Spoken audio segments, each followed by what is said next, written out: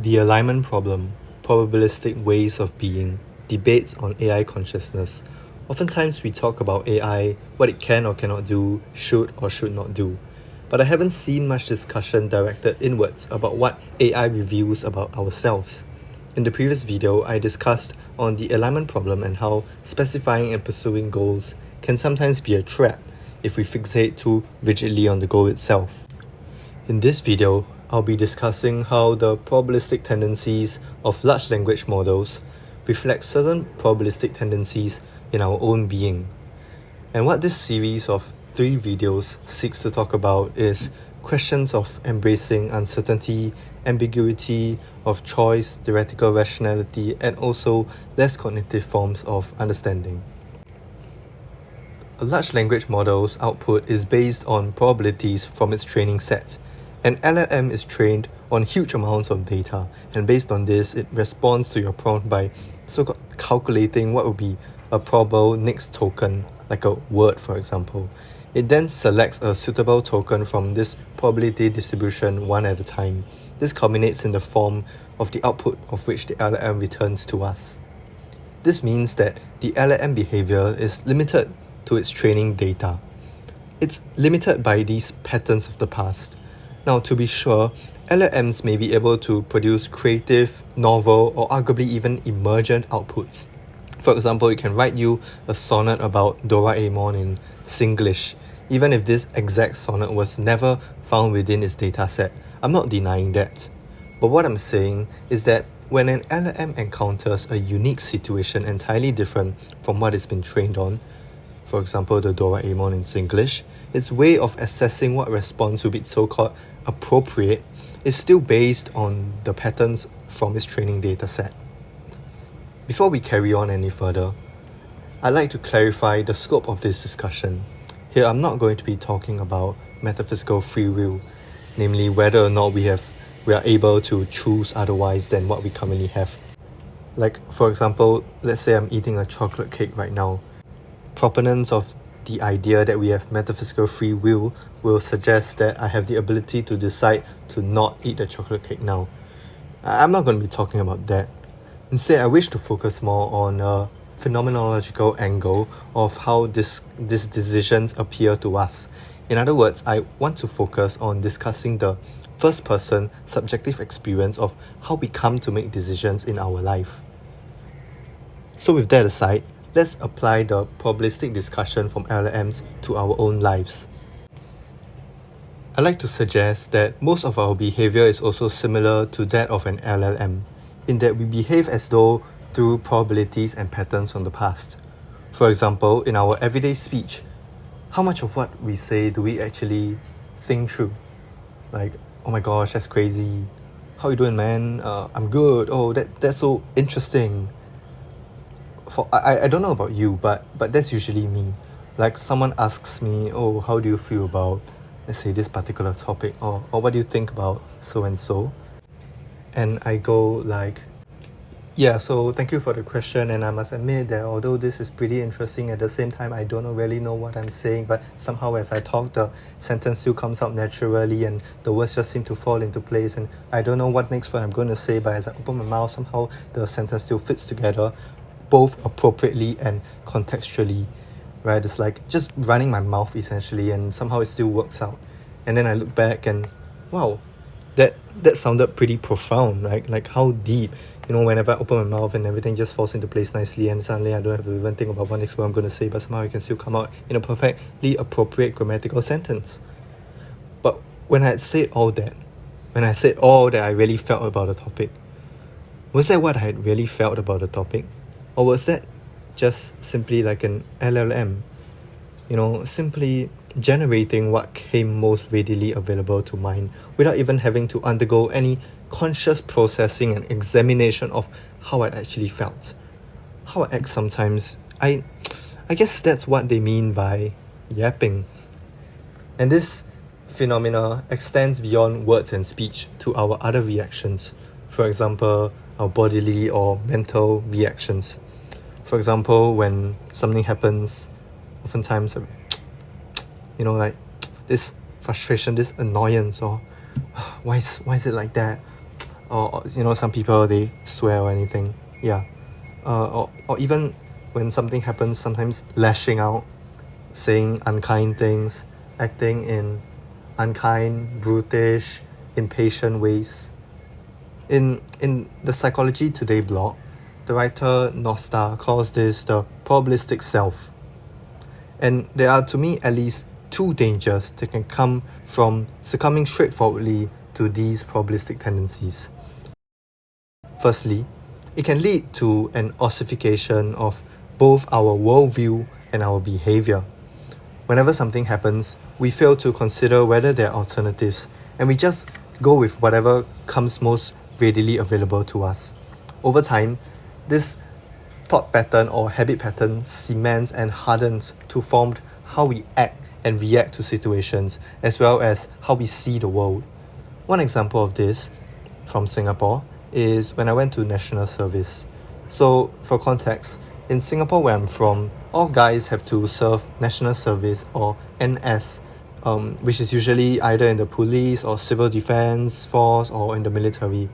So I went to the military, and if you can imagine a bunch of 20-year-old males together in this military setting on an island away from mainland, that can be kind of toxic, what you may call testosterone overload, right? So in some company cultures, whenever anything bad happens, the way the commanders, who are also these young conscript soldiers similar to you in age, maybe just enlisting slightly earlier than you, the way many of us respond, or the way many of them respond, I say us because I was also a commander eventually, is to just shout at the soldiers, berate them, sometimes even blame them for things that were not really within their control even, right? So you imagine the military setting, just shouting down at the soldiers. I'm not saying that is so-called right or wrong or anything, because in some way you could argue that it builds a lot of mental grit and resilience in the soldiers. But now imagine you're a commander in this environment 5 days a week for a period of 1.5 years. And over time, this shouting, this blaming of others can harden to form into an instinctive response. As Aristotle says, we are what we repeatedly do. So this instinctive response, and then when you go back home and something goes wrong, your first instinct is, damn it, the world is so messed up, everyone is so mind weak, can you just wake up your idea or something? Which is the kind of stuff we say in this military context. And then over time, we risk becoming fixed in our ways, whereby we live through life via this immediate response pathway, always seeing the world as a war zone, seeing everyone as your subordinate, your soldier, every task as something to be controlled and executed. I use military as an example here, but you can well apply this to many other professions as well. Seeing the world through a business-only lens, an engineering or solutionizing-only lens, a coaching-only lens. And then we don't see the ever-changing moments of life for what it is anymore. We see it for what we are, in a narrow, fixed sense of that term. Next, we may say that, hey, there's actually nothing wrong with seeing the world through a particular lens, and I agree. At the same time, sometimes the most immediate pathway or course of action that arises within us in response to a situation may not necessarily be the most appropriate in that particular situation. One example, of course, is the NS example provided above. Imagine this 20-year-old soldier who were to now come out of military and go to, say, meet their other friends who didn't go military, let's say the ladies, or go to university or to work, and all they can behave is Shag bro, tomorrow what time already? What time already? Never mind, take your time, whole company waiting for you. Yeah, these are things that obviously don't make sense beyond a local Singaporean context of the military. And there's literally a running joke in Singapore that many of the guys who come out of NS are literally still behaving as though they are in camp. Well, but here's another example aside from national service. So when something unfavorable happens to me, let's say I get injured or I receive negative feedback, the kind of things that for me I get upset by, When this happens, usually my immediate response to myself is to tell myself, hey, that's life, it is what it is. Just accept it, observe how it feels. You're sad. What are you clinging on to that's making you sad? Things like that. That's my pep talk. And it usually, when I tell it to myself, makes me feel better. But now imagine, or others were to come to me, and they're really upset. Maybe, for example, they did badly for their presentation at work or a client meeting, or their friend is they are just having some vulnerable emotions that they're opening up to you and sharing with you, or sharing with me rather. Yeah, sorry, that second person pronoun was perhaps a automatic response of trying to defer this sort of confrontation with myself. Anyway, so I see all that. I see them confiding in me, and automatically I'm like, hey, I know what is going to help you right now. So I say, let me tell you, that's life. It is what it is. You're sad? What are you clinging on to that's making you sad? Or sometimes I try to go into facilitation mode straight away, and I try to so-called facilitate this self-understanding process within them. Whereas maybe all my friend ever wanted was a listening ear. Now maybe it can work for some people like David Goggins or something, this method. But for some of my closest friends, I think that my unthinking automatic behavior on hindsight has caused them to be quite upset. It's not about what's right or wrong. Instead, it's about how do you act most appropriately in a way that makes the person feel better. And really, there's no model answer or anything. It's really just based on the situation. When you put aside all these immediate tendencies and neural pathways and just pause and consider what is the most appropriate way to act, not bound up so tightly by the most immediate reaction pathway within you or within me. Now, before we proceed further, let me just point out two hesitations that we may have against what I've currently discussed. The first caveat is that probabilistic ways of being can be evolutionarily advantageous. For one, it can help us to reduce our cognitive processing load. Like, imagine every time you open your mouth and you have to think of every single word from scratch. That's just impossible to live, almost, in my opinion. And perhaps we also have some underlying inclinations and aversions that would have aided survival in pre-modern times, like liking calorie-dense food, feeling disgust towards spoiled, sour food. And so if we were to say, I don't want to rely on any probabilistic ways of being at all, I would agree that that's quite impractical. And another counter is that maybe we really are simply probabilistic all the way down. Maybe our choices are ultimately based on neural connections that have been formed and reinforced via previous actions and their results. And maybe there really is no way to escape this probabilistic way that our brains and decision makings are wired, right? And to these counters, I say, sure, that's fair, and we can accept these claims. Even so, we can recognize the potential benefits of having probabilistic tendencies while also being cognizant of some of its dangers when these tendencies are applied injudiciously. To the first point, that probabilistic ways of being can be evolutionary advantageous, I say, I agree. And I think that at this stage, it's helpful to clarify that I'm not saying that probabilistic tendencies are necessarily bad either. There are different times and places for different ways of being and living. And maybe it's not helpful to keep self-governing, are you being so-called probabilistic? Are you using a word? Or are you just using your so-and-so and and like all these kind of filler words? For example, maybe it's not helpful. Rather, I'm suggesting that we not limit ourselves only to these most immediate reaction pathways all the time. For example, if I'm in a debate competition and I have only 15 seconds left, maybe I can rely on the probabilistic tendencies to tide me through and speak fluently without skipping a beat. But if I'm at a dinner with a close friend and they ask me for some advice, perhaps with regards to some personal matters, then maybe I can afford to pause.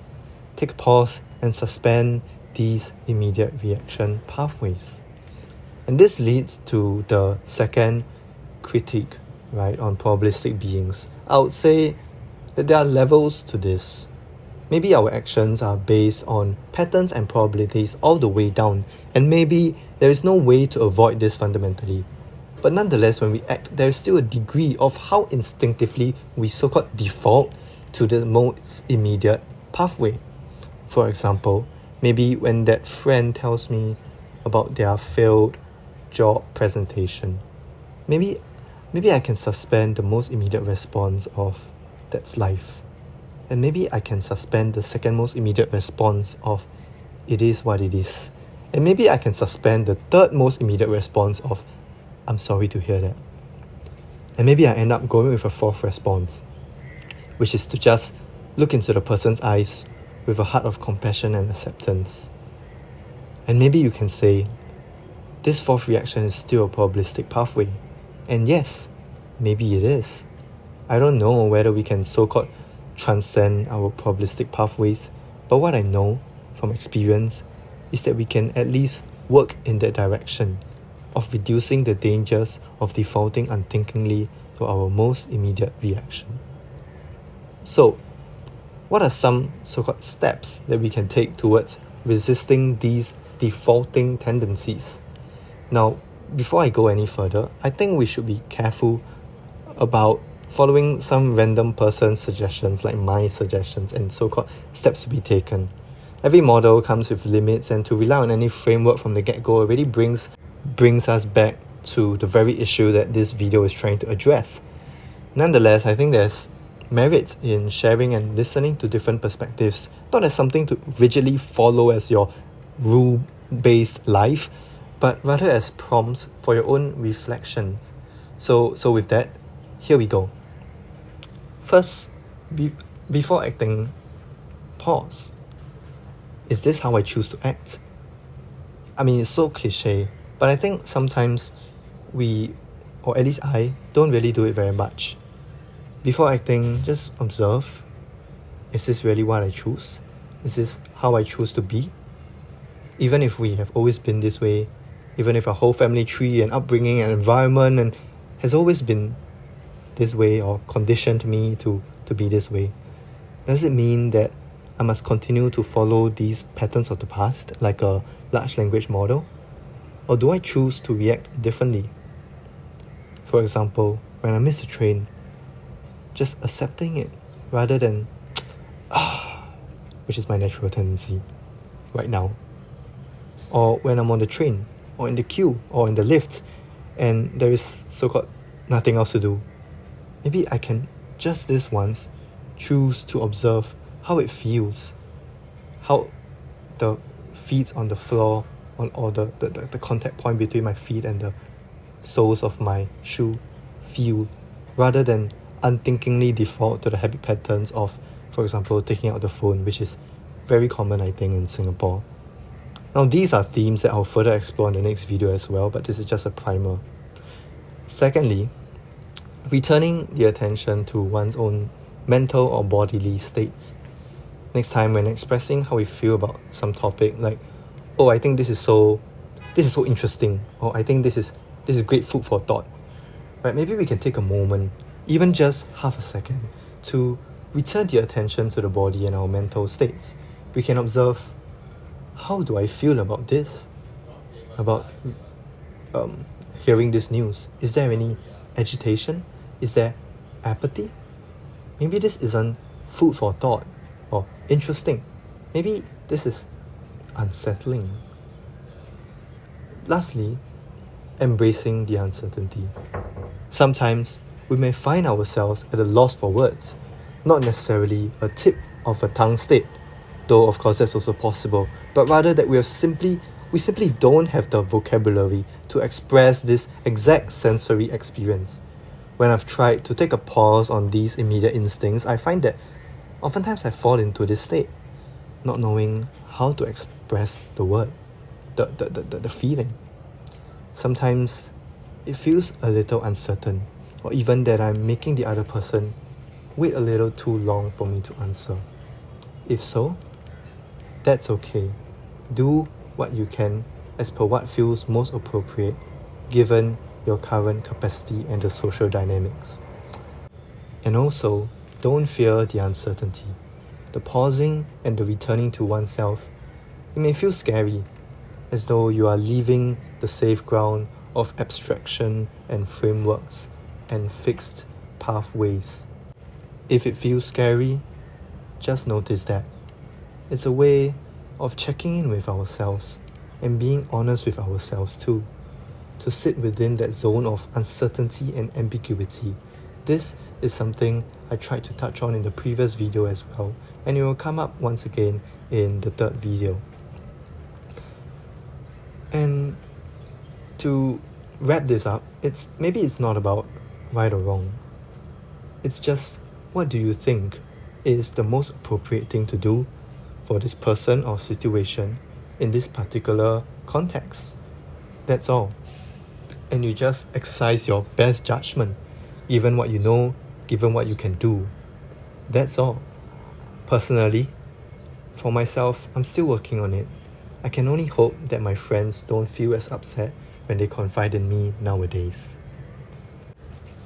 So to conclude, let me revisit Nosta's suggestion from the Psychology Today article that we do have the ability to transcend probabilistic ways of being. Now, I don't know if I would go so far as to agree with that, but what I know is that we can in our lives act as though we do, and choose to act with carefulness and caringness, to not reduce our decisions only to the most immediate and unthinking neuron firing pathways in our brains. What I know is that we can engage with the ever-changing situations of life rather than be defined fixedly by data of the past. We are not large language models, or at least we don't have to be.